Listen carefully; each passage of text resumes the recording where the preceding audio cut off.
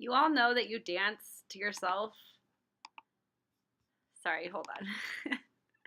You know those days where you're just like, I'm totally that person that's just dancing to myself with music in my head. Okay, so I wanted to make this video because in my challenger group, which is so awesome, I think a lot of people, I really want to teach and people to understand a balanced lifestyle. We all grew up eating gross food. If you think about it now, we used to eat like Hostess donuts and soda and candy and popsicles and push-ups and just sugar and garbage and garbage. Now, you grew up with these habits, my generation did, and I'm not blaming any parents or anything. That was a thing. It was the quick, the easy, the fast, and Chips Ahoy dipped in milk. Who doesn't love that? I don't really anymore, but who didn't? That was what we did. That's how we grew up. That's what we ate. So those were becoming our habits.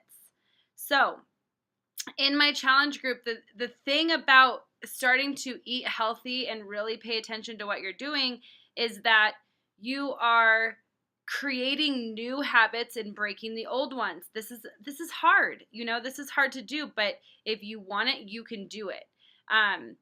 And it's very important for new moms and, families to instill those healthy habits in your child now so they're not in the position that you are going back, trying to change. Because now we're in this huge epidemic of obesity and, high blood pressure and all of these problems, diabetes. And it's just, a lot of it boils down to your food. So, it is a good thing now to start your children in the sense, and I don't have children, but I know that when I have children,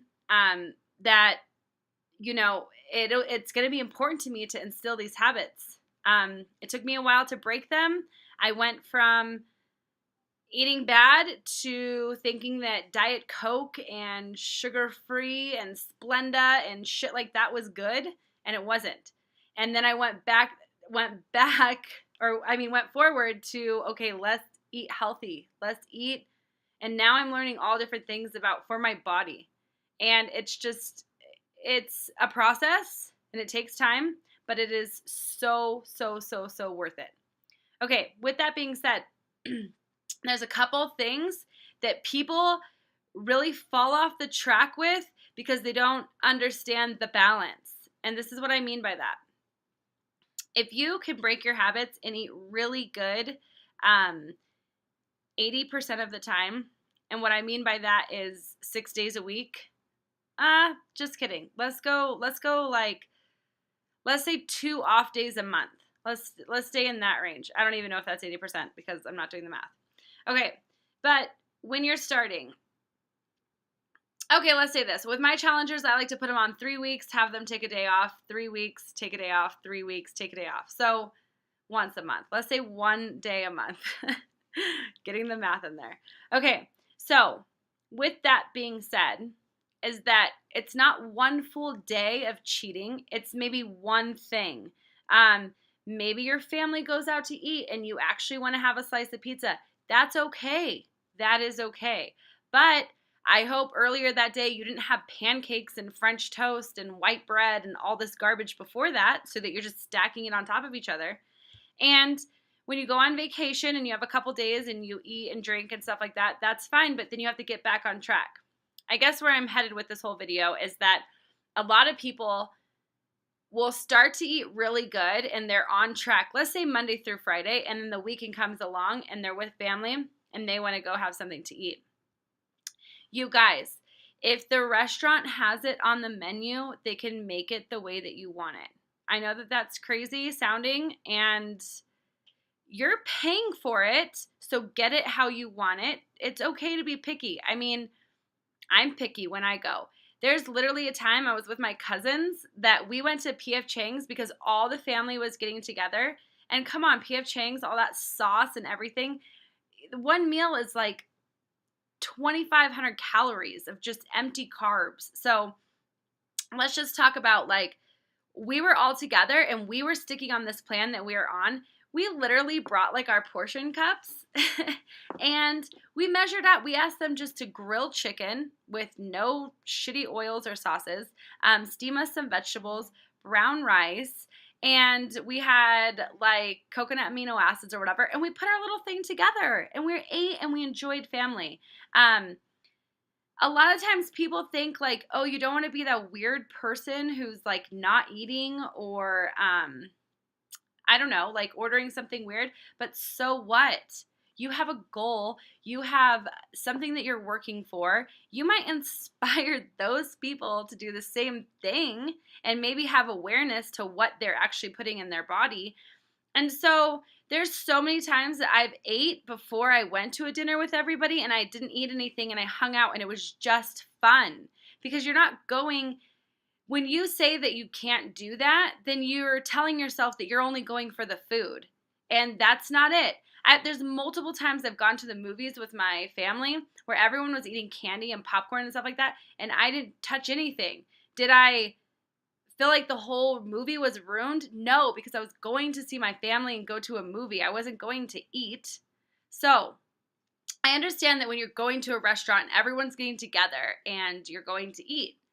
But you can make the right choices and the healthy choices. You know, especially my challengers, the people that are following this program, it literally is like paint by numbers. It tells you exactly what you could have.